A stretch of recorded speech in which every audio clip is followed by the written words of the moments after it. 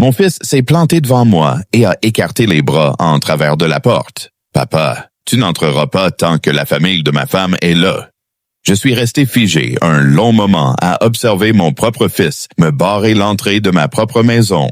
Puis j'ai tourné les talons, rejoint ma voiture et composé le numéro de mon avocat avant même d'avoir mis le contact. Je m'appelle David Halverson.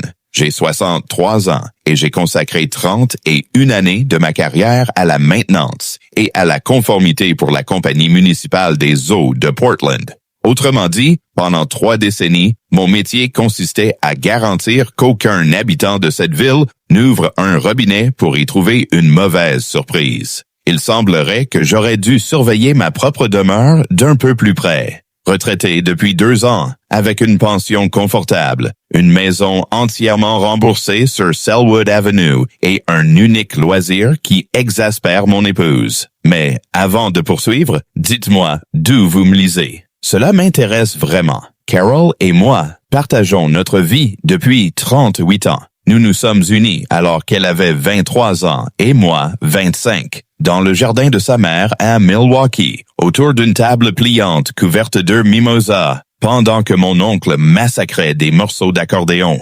Nous avons eu un fils, Ryan, aujourd'hui âgé de 34 ans. Il y a 6 ans, Ryan a épousé Amanda. Voilà le décor. Laissez-moi maintenant vous raconter comment tout s'est écroulé. Carol est de ces femmes qui n'oublient l'anniversaire de personne, pas même celui du facteur, et qui a un jour fait pleurer un adulte à la préfecture, rien qu'en posant une question d'une politesse glaciale et d'une précision chirurgicale. Après 26 années passées comme secrétaire dans une école primaire, rien ne lui échappe. Gary Winslow, lui, est mon meilleur ami depuis 24 ans. Nous nous sommes connus dans une ligue de softball qui n'existe plus, aucun de nous deux n'étant plus en état de jouer. Mais nous continuons à nous appeler presque chaque jour. Retraité de la poste depuis 4 ans, il passe désormais son temps à retaper des tondeuses que personne ne lui a demandé de réparer. Avant tout cela, notre existence était paisible, dans le bon sens du terme. Les dîners du dimanche, le potager de Carol, Gary débarquant sans prévenir avec de la bière et des avis tranchés, Ryan qui appelait presque chaque semaine, un peu moins depuis son mariage avec Amanda, ce que j'attribuais simplement aux ajustements normaux du couple. Amanda travaille comme assistante juridique dans un cabinet de planification successorale du centre-ville, Reyes et Blackmore. 32 ans, vive, méthodique, du genre à tout classer par couleur.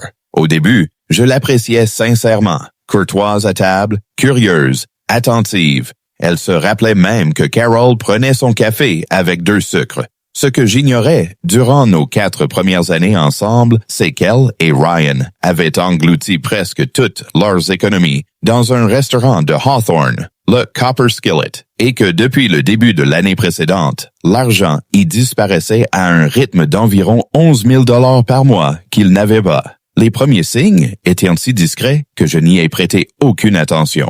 En février dernier, Ryan m'a demandé, l'air de rien au téléphone, si Carol et moi avions déjà mis en place une fiducie de son vivant. J'ai répondu que non, que nous avions de simples testaments rédigés des années plus tôt par un notaire de Selwood, aujourd'hui à la retraite. Il a trouvé que c'était une bonne idée d'y réfléchir, vu notre âge. J'ai dit, bien sûr, un de ces jours. En mars, une employée d'une société de titres a appelé chez nous pour confirmer un rendez-vous dont ni Carol ni moi ne nous souvenions. J'ai cru à une erreur de numéro. En avril, certains courriers ont cessé d'arriver. Pas tous, seulement quelques-uns, notamment des relevés bancaires, que j'ai mis sur le compte des habituels retards postaux, sans vouloir vexer Gary. Un dimanche de ce même mois, en passant déposer une lettre que Ryan m'avait empruntée, j'ai surpris Amanda sur les marches de derrière, au téléphone, ignorant que je pouvais l'entendre à travers la porte moustiquaire. Elle disait, d'une voix épuisée que je ne lui connaissais pas, qu'il ne lui fallait plus que 6 mois, qu'elle avait un plan, que personne ne perdrait le restaurant tant qu'elle veillerait dessus. Sur le moment, je n'y ai vu que de la compassion pour elle. Avec le recul, je comprends exactement ce que signifiaient ces 6 mois, et je sais précisément avec qui l'argent de ce fameux plan devait circuler. Rien de tout cela, pris isolément, ne m'avait alarmé. Je ne suis pas un homme méfiant de nature. Toute ma carrière a consisté à faire confiance au système pour qu'il fonctionne comme prévu. C'était précisément mon erreur. En juin, je me suis rendu à notre agence Umpqua Bank pour ajouter Carol comme co-signataire sur un certificat de dépôt, ce que j'aurais dû faire depuis longtemps. La directrice d'agence, Deanne Kowalczyk, qui nous connaît depuis 11 ans, a ouvert notre dossier et son visage s'est décomposé. « David, dit-elle, il y a une procuration enregistrée sur ce compte depuis mars. » Je lui ai assuré que c'était impossible, que nous n'avions jamais rien signé de tel. Elle a tourné son écran vers moi. Le document désignait Amanda Wexler Halverson comme mandataire de David Halverson, avec pleine autorité sur les décisions bancaires, immobilières et financières, notariées le 14 mars. Je ne connaissais ni le nom du notaire, ni ma propre signature, qui, à y regarder de près, n'était pas la mienne, juste assez ressemblante pour tromper un regard distrait. J'ai roulé directement jusqu'au bureau d'enregistrement du comté de Multnomah pour consulter le dossier moi-même. Il était bien là.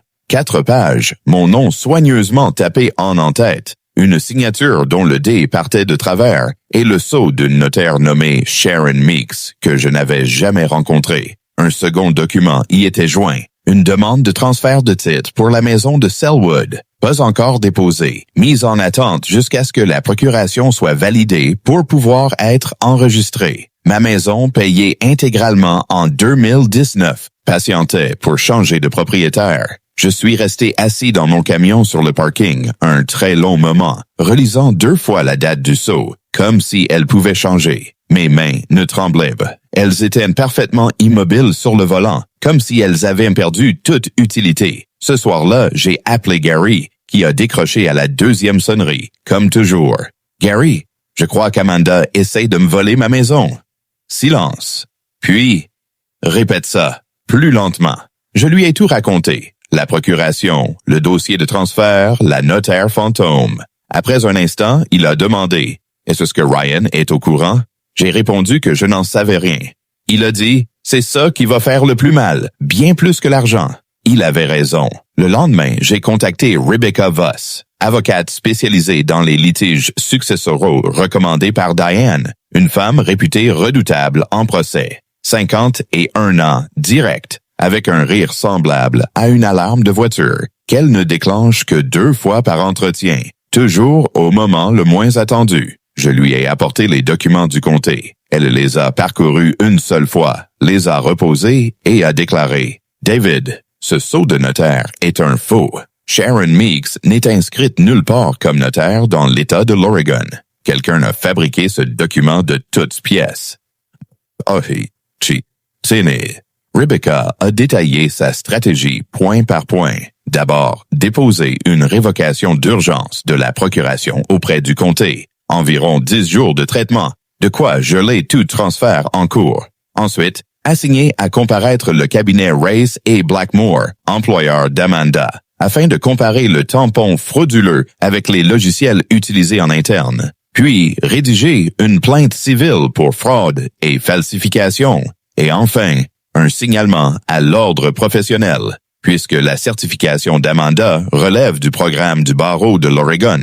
Avec ses propres règles déontologiques sur ce type d'agissement, le signalement pénal, lui, attendrait que le dossier documentaire soit solidement verrouillé. Les procureurs veulent des preuves d'être verrouillées. Pas être de simples soupçons. Elle m'a formellement demandé de ne rien dire à Ryan ni à Amanda avant son feu vert. Quand j'ai demandé combien de temps cela prendrait, elle a répondu 6 semaines à peu près. Et David, il va falloir que vous soyez d'un ennui mortel pendant ces 6 semaines. Ne confrontez personne. Vivez normalement. J'ai fait de mon mieux. Carol ignorait encore les détails, sentant seulement qu'un problème couvait, parce qu'après 38 ans de mariage, elle me connaît par cœur. Et j'avais cessé de dormir correctement dès la 2e semaine. Je lui ai tout avoué un mardi soir, à la table de la cuisine. Elle est restée silencieuse un moment, puis a dit, de cette voix plate et posée qu'elle réserve à sa colère la plus intense. « Donne-moi une copie de ce dossier. » Elle l'a lu 2 fois, puis a conclu, « Cette fille se souvenait de ma commande de café et a falsifié la signature de mon mari la même année. Je suis presque impressionné.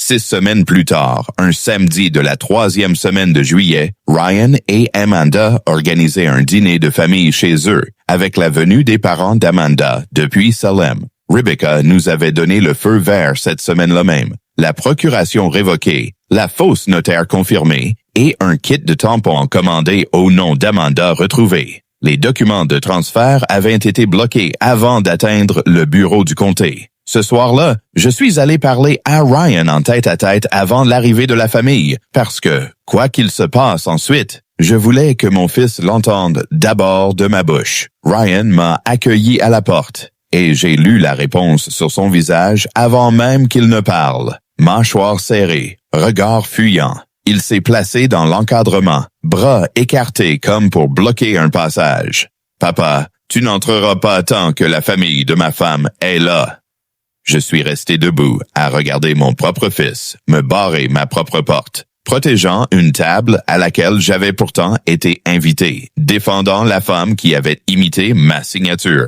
J'ai demandé « Ryan, sais-tu ce qu'elle a fait? » Il a répondu « Pas ici. » Amanda est alors apparue derrière lui, s'essuyant les mains sur un torchon, et en voyant mon expression, elle s'est figée dans le couloir. « David, quoi que ce soit, ça ne peut pas attendre que mes parents soient partis? »« Non, Amanda. » Ai-je répondu, je ne crois pas. Il existe une procuration à mon nom, avec un faux sceau de notaire, déposé en mars. Elle n'a pas bronché tout de suite. Puis elle a dit, je protégeais la maison, David. Je protégeais tout le monde. Ryan, toi, Carol.